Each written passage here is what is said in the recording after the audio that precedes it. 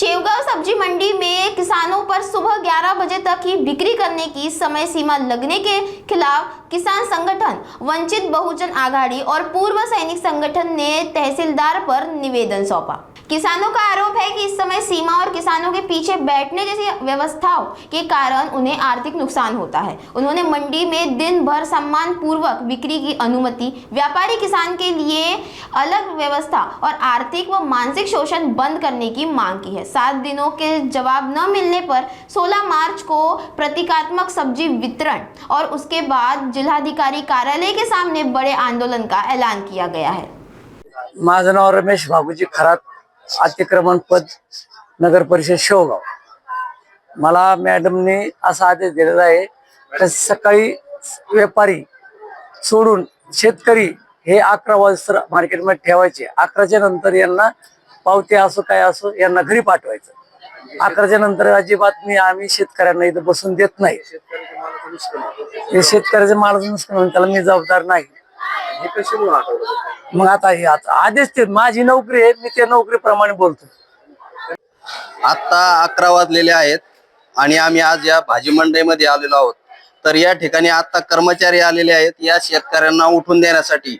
ही दुर्दैवाची गोष्ट या शेवगाव नगर परिषदेमध्ये पाहायला मिळत आहे की व्यापाऱ्याच्या हितासाठी या ठिकाणी नगराध्यक्ष असतील किंवा शिव मॅडम असतील हा निर्णय घेत आहे आणि ही बाब गंभीर आहे।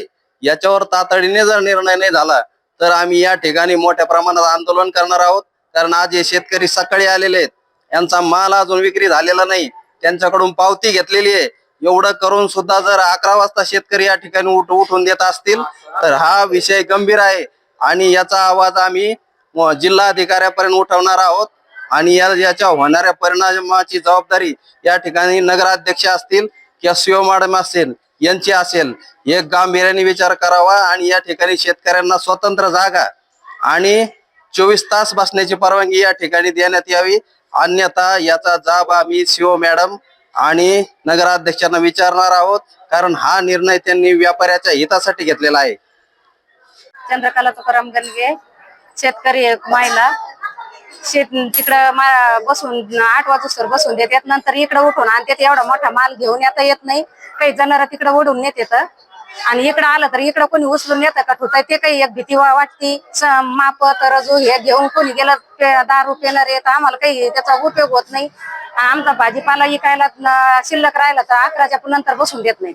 11 नंतर घरी घेऊन जा, मग शेतकऱ्यांचं राहिलेला माल करायचा काय। उद्या जर काही शिल्लक नसलं त्याच्यासाठी तर पुन्हा 30 रुपये पावती आज फाडायची, उद्या 30 रुपये फाडायची, 50 रुपयाचं पेट्रोल गाडीला घालायचं, इथं यायचं आणि ते पुन्हा दुसऱ्या दिवशी तेवढंच काम बुडून यायचं। तेवढ्या थोड्यासाठी आम्हाला इथं बसून दिलं पाहिजे, आमचा पूर्ण विकुस्तो।